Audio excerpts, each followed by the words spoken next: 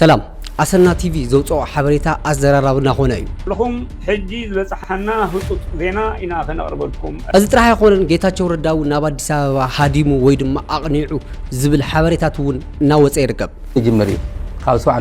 واحد جميل نسمعه نجارات كلنا جيتاتشو أمريت له حيز خلت حيزه بإيربورت لما أنت أمريت خيدله كمون بجيتاتشو ردا زمرح جزياو من محدار ن فيدرال منجستي حجز أيقول له منجست فيدرالون أتوم بشم حال تاتجرايزن كأسا أسوزلو أكلات نحدا دحور جيلة تلاء أختنبر نهزبن جزياو محدار تجراين زيو كل مخانم تردي خا عدلاي حجز كتجبر أو يتو يقرب إذا راح يكون نحجون أب تجراي تخسن أويات نتسمع يركب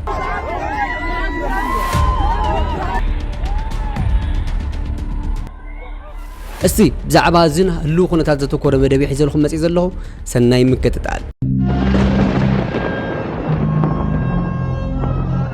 سلام تايرس اخوي سلام بتاعت ماجين انترتينمنت تاتلتي كعب سلامنا مدونا بدحان مصاخم لمون كم تلمود ابز هلو كنت تزتو كور مدبي حيزلكم مسي زلهو ازي فيديو زي اقدا سلازخونه كلكم نزي فيديو زي تريو زلكم لايك ناغبركم نابوزح سب لكبصح نغبر كلكم فوتي استي كما تو كوننا اسنا تي في هصص حبريتا علني يبلنا لمو انت ايت حبريتا استنسما لكم حجي بصحنا هصص زينا إنا خنقرب لكم صنيحنا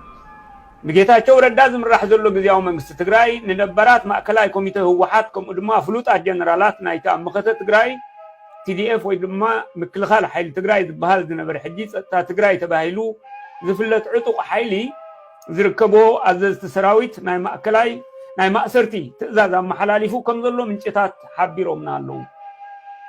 ሼር ላይክ በልዎ ኩሉ ፈልጠለዎ ኣብ ደገ ዘሎ ኣብ ውሽጢ ዘሎ بساتلايت تلفزيون كم دما بمحبراو مراخبيتات لايفينا نمحلالفو زلنا بوان سب فلطو سلازلو مالتي مسرت حبريتا اتوم جيتاچو ردا ወይ ድማ ግዜያዊ መንግስት ትግራይ ነቶም አባላት ማዕከላዊ ኮሚቴ ዝኮኑ ነበራት መራሕቲ ብቀጥታ በፖሊስ ክልል ትግራይ ማለት እዩ ናይ ማእሰርቲ ትእዛዝ ከመሓላልፎሎም ከሎ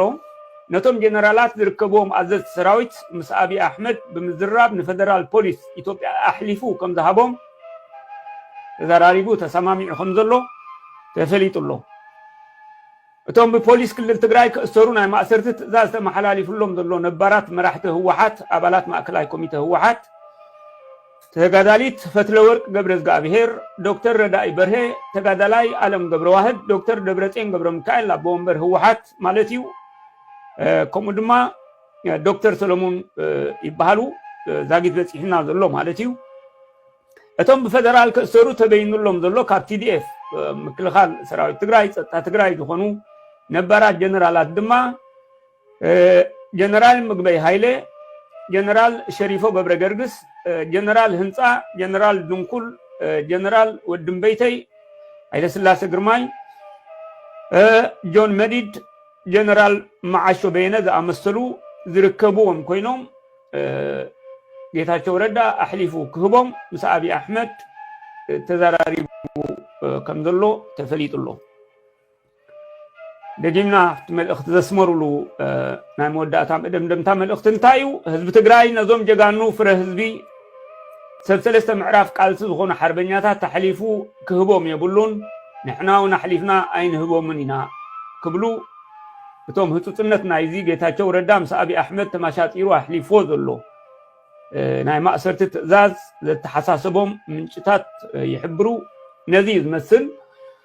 እቲ ዜና ከም ዝሰምዑ እዩ እዚ ኣብ ፖለቲካ ትግራይ ነባሪ ዝኾነ ማለት ጌም ቼንጀር ማለት ኣዝዩ በቃ ነቲ ኩነታት ዝቀያይር ከም ዝኸውን ኩላትና ንርድኦ እዩ ስለዚ ብዕቱብነት ክርኦ ዘለዎ ጉዳይ እዩ ዝተፈላለዩ መልክዑ ተሓበሬታ መጽእ ጸኒሒ እዩ ዘሎ ፍልልይ ኣብዚ ግዜያዊ መንግስት ትግራይ በተሓደ ኸናይ ህወሓት ዝፍለጥ እዩ ሕጂ ግን ንአቢ አሕመድ ተማሻጢሩ ምስ አቢ አሕመድ ተማሻጢሩ ግዜያዊ መንግስት ትግራይ ነዚ ንብለኩም ዘለና ኣብ ፖለቲካ ትግራይ ዓቢ ስምብራት ዝህልዎ ፍጻሜ ማለት ትእዛዝ ናይ ማእሰርቲ ኣመሓላሊፉሎ الشبطة أسنا تي في كم تسمعوا لهم يهم أمانيل زوج أو حبريتا ጌታቸው ረዳ ለናይ ትግራይ ሓለፍቲ ይኹኑ ኣዘዝቲ ይኹኑ ዞም ማእኸላይ ኮሚኒቲ ዝበሃሉ ኣሕሊፉ ለፌደራል ሂወም ንክእሰሩ ይገብርሎ ወይ ይሰርሕሎ እዩ ዝብለና ዘሎ ከምኡውን ብጌታቸው ረዳ ዝምራሕ ጊዜያዊ ምሕዳር እውን ብሎም ዕለት ንፌደራል ፃውዒት ኣቕሪቡሎ ናይ ሓግዙኒ ዓይነት መግለፂ እዩ እስቲ እታ መግለፂ ለይሰማዕኹምዋ ሰባት እስቲ ብሓደ ንከታተል ኣይተ ጌታቸው ረዳ ዝምራሕ ጊዜያዊ ምሕዳር ትግራይ መንግስት ፌደራል ናብዛ ክልል ወታደራዊ ኢደእታውነት ገይሩ ሰላምን ፀጥታን ዘኽልል ክሕሉ ሎሚ ፃውዒት ኣቕሪቡ እቲ ጊዜያዊ ምሕዳር ሎሚ ኣብ ዘውፅኦ መግለፂ ኣብ ትግራይ ዘሎ ሰላምን ፀጥታን ካብ ዓቕሚ ናይ ፀጥታ ኣካላት ወፃኢ ብምዃኑን ብፍላይ ድማ ኣካላት ፀጥታ ናይ ሓደ ጉጅለ ወጊኖም ይሰርሑ ምህላዎም ስዒቡ መንግስት ፌደራል ሰራዊቱ እትዩ ሰላምን ድሕንነትን ዘኽልል ከውሕስዩ ፃውዒት ኣቕሪቡ ዘሎ ሙሉእ ትሕዝቶት መግለፂ ከም ስዕብ ክቐርብ እዩ እዋናዊ መግለፂ ጊዜያዊ ምሕዳር ትግራይ 3 መጋቢት 2017 ዓመተ ምህረት መቐለ ካብ ኮር ንላዕሊ ብዝብል ጉልባብ ካብ 15 ጥሪ 2017 ዓመተ ምህረት ጀሚሩ ዝተወሰኑ ላዕለዎት ኣዘዝቲ ሰራዊት ትግራይ ካብ ተልእኾኦም ወፃኢ ንናይ ሓደ ፀቢብ ጉጅለ ናይ ስልጣን ፃም ንምርዋይ ክብሉ ቁሉዕ ዕልዋ መንግስት ንምፍፃም እናተንቀሳቐሱ ምፅልሖም ዝፍለጥ እዩ ኣብዚ ሰሙን እውን ብተመሳሳሊ ብኣዘዝቲ ግንባር ሰሜን ምብራቕን ደቡብን ዝምራሕ ዘይሕጋዊ ምንቅስቓስ ብዝኸፍአ መንገዲ ተጋዲዱ ይቕፅለሎ ይብል መግለፂ ጊዜያዊ ምሕዳር ትግራይ ነዚ ሓደገኛ መንገዲ ኣደብ ንምትሓዝ ኩሉ ዓይነት ዘይሕጋዊ ምንቅስቓሳት ጠጠው ንምባል 26 ለካቲት 2017 ዓመተ ምህረት ንዋና ኣዛዝ ሰራዊት ትግራይ ዝተጻሓፈ ትእዛዝ እንተሃለወ እውን ናይቲ ጥፍኣት ተግባራት ግን ብዝኸፍአ ብርኪ ቀፂሉ ሰዓታት ናብ ምቁፅፃር ሰጊሮም ኣለዉ ይብል ድማ እቲ መግለፂ እዚ ኩነታት ስለ ዘይተዓረየ ኣዘዝቲ ግንባራት ብመንግስቲ ክእገዱ ድማ ቢሮ ፀጥታ ክመርሕ ዝተቐመጠ ኣካል እውን ኣብ ክንዲ ንስርዓትን ሕግን ዝጣበቕ ንገበንን ገበነኛታትን ወጊኑ መግለፂ ክሳብ ምውፃእ እውን ከይደሎ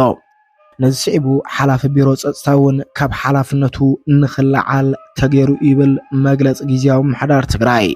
ይኹን እምበር ሕዚ እውን ኣብ ልዕሊ ሰላማውያን ሲቪላት ዘነፃፀረ መጥቃዕቲ ኣብ ትግራይ ይቕፅል ኣሎ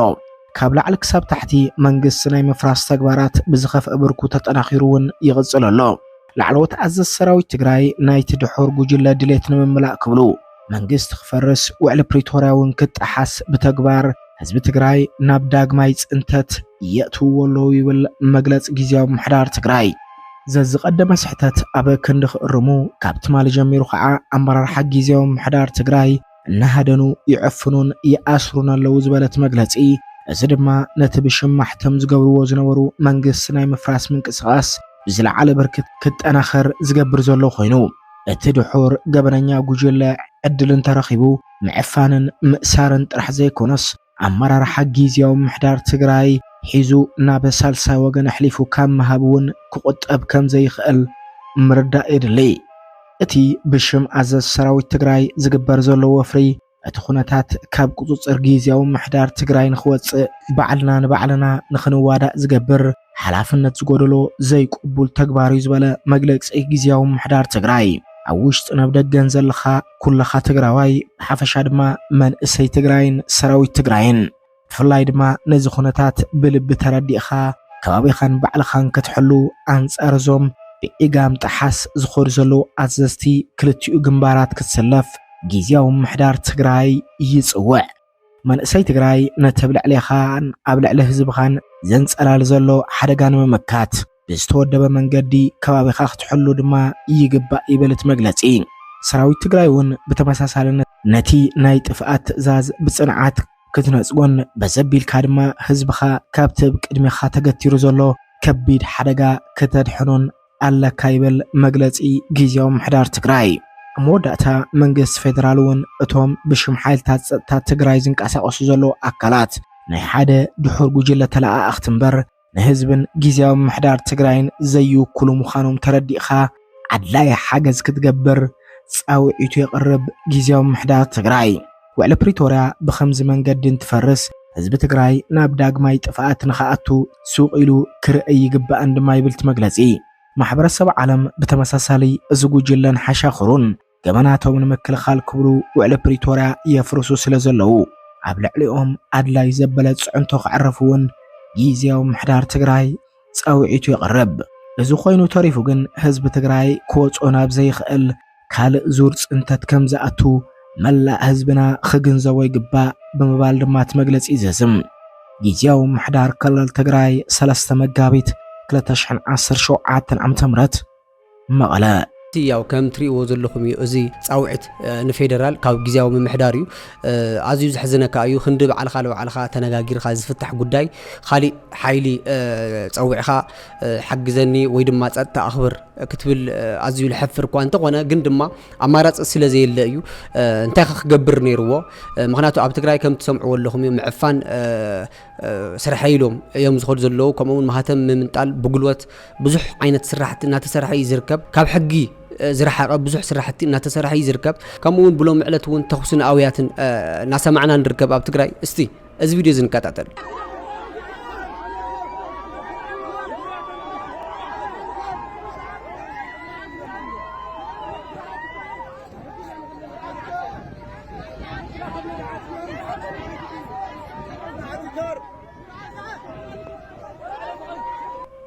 ሽማር ከሰልቲ ከም ትሪእዎ ዘለኹም እዩ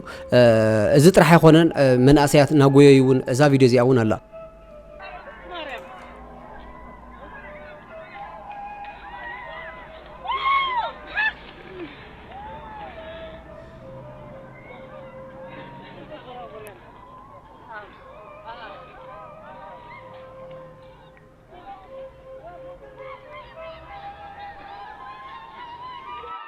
ሽማር ከሰልቲ ከም ትሪእዎ ዘለኹም እዩ ሕጂ እውን ተኹስን ኣውያትን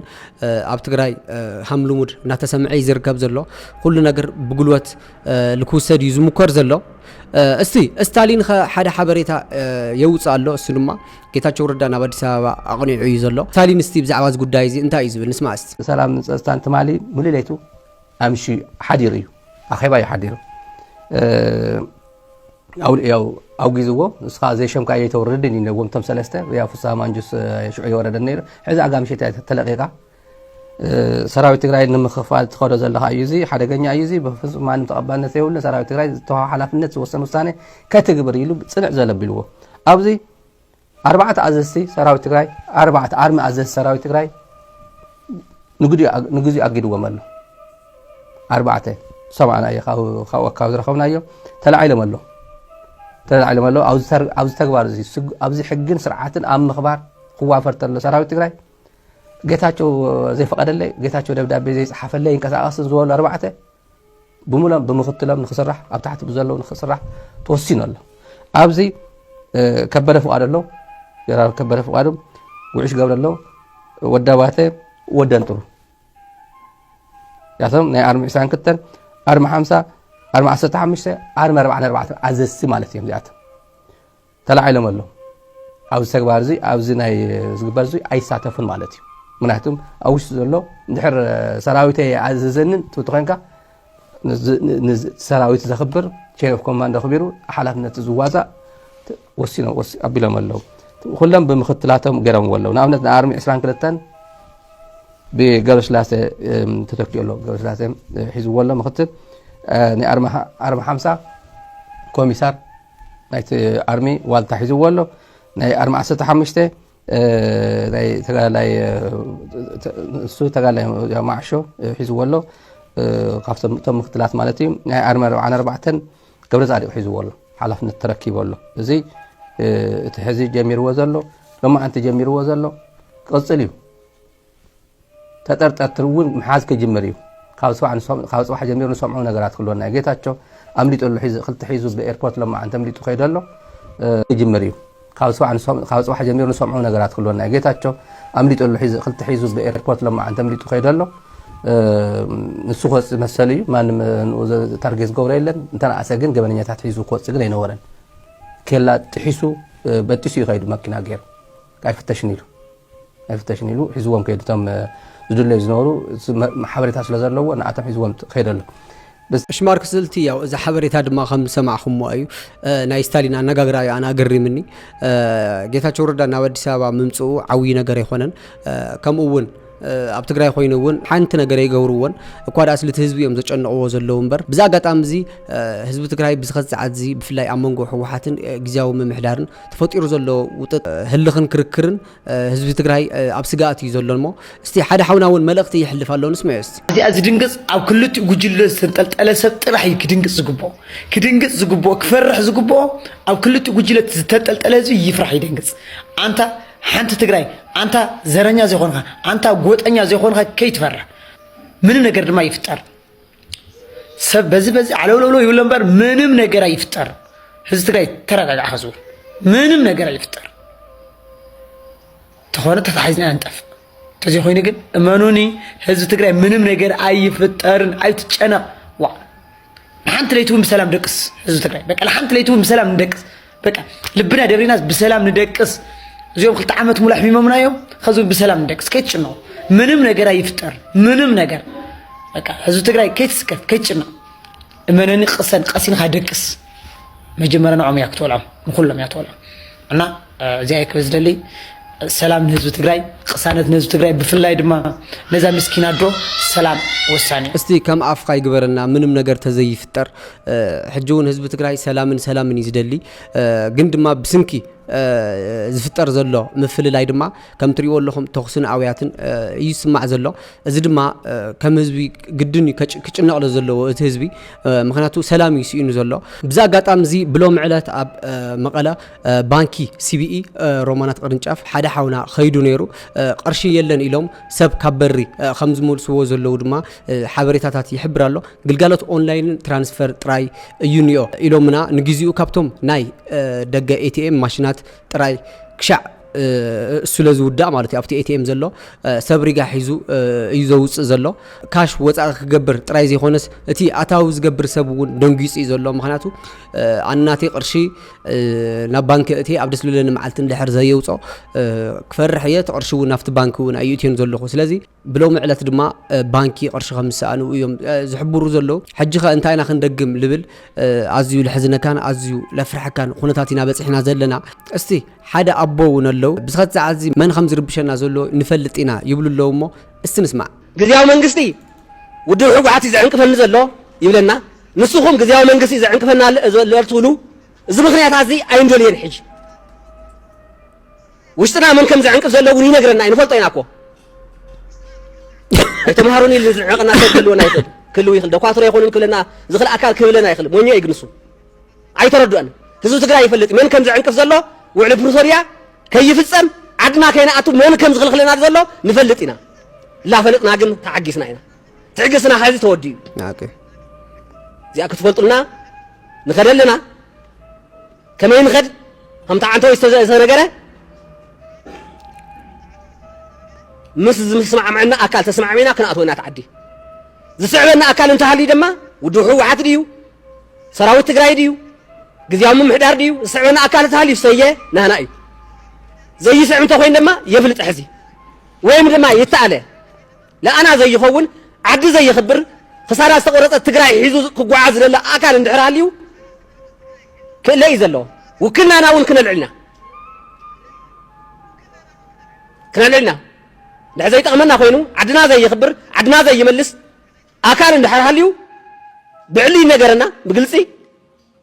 ውክልናና እውን ክነልዕል ኢና ስለዚ ክትፈልጡልና እሞ ነገር ግን እተቕርብዎም ሓሳባት እንድሕር ሃልዮም ኮይኖም ኣይ ከምዚ እዩ ትልዎም ነገራት እንድሕር ሃልዮም መዕገብቲ ክንሰምዕ ሓንቲ ከምቲ ዝተለመደ ቃላት እንድሕር ኮይኖም ድማ ንሕና እውን ክትሰምዑ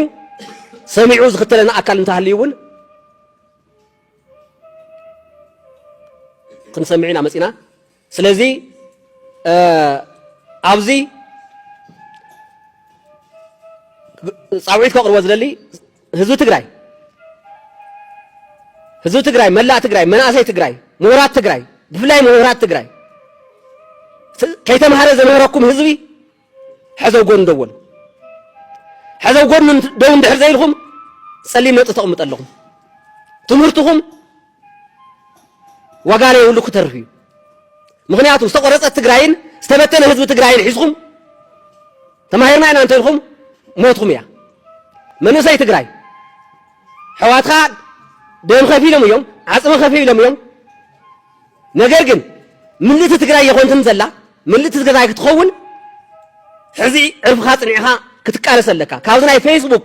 سقولنا يورا ولك على قعكا كاوسا أدو جزا نايب بوتها أثر تختل دياسبورا نبوزها عمتات أقل لكم من حمشت عمزة أكل هزو تقرأي كيباتاتن هزو تقرأي يموت الله لكم دمصوا خوين خويكم نجرجن حزنا يمفلا يملك اعتري لكم نو حدا مصو نو حدا مصيهم ردنا نموتنا زلنا حزو تمالي بصلاعي لما عنتي ابن هنا بعلنا زمرقنا يم أكلات نموت لنا حزي مصلاعي نمر ولا كم زلوا خوينو نجرجن بنعنا سبات حزن نموت لنا حزي سخم مفل لا يخم جن زجرده يسخون زلمو نهونو تمليسكم كم تراي تمالي قريرنا برد خويننا كيبلكم أبي قلنا هزو تقراين قلني تمازالتنا يمعراو تقراين كتسلوه نصوع سراوي تقراي زكالك أقول لك خايخا نجرجن حزم تعدخا تازلم خلا تاستو أكل خاز سان خلا توم بوصت خا قبر خلا زمصاها عدخا أي تخبرتن هزبخا أي تملسن وجنخا أو كين دا خوينا تردينا جزاك كويس تردانا لعدنا كنملس حدنا تغطنيها كتقالس لك خالت ودباتون توصوا لكم مجلس نسمع لنا محفريو أدو جزو هزوهم كي تملسه كونسليه جزياو مخريه لا بيت مخريه لا لكم تزاروا وزراء ويدما تي حلف وزلكم ملقتي نعنا عد زأتو أيكونن حدناتكم مسخونه ودب تتناخيركم مس جزياو محدات تتناخيركم مس ناي سراويت أكل تتناخيركم عدنا نخنملس صعرو صاحب العدل بتاع ميزة مسك ناي وحكي جينا لخونو أبو ناي وحكي ناي موزحتو سنة حساويهم زوم أبونا زنصوارقو زلو بزغت ساعات زي كأنقنا لقباء بزعبا استمزاول حواتنا دي ويس بزعبا مهتر كم دما بزغت ساعات منهم زربش زلو دما التفلت أنا قريب خازي بزعبا جيتاتشو ردا وي بزعبا دبرصين وي بزعبا غيزياو محدار وي بزعبا حوحات أيخونن توقعي زوم تمزاول حواتنا نام ربطهم يملسو لكم ملسو دما كلهم أوزا سلطان زلهم تحتتيهم اش مارك سلتنا لو ما انت مدونا از مسل نيرو ابز قصل فيديوش كان غاني موچخم ببلخم سلام خون لي سيا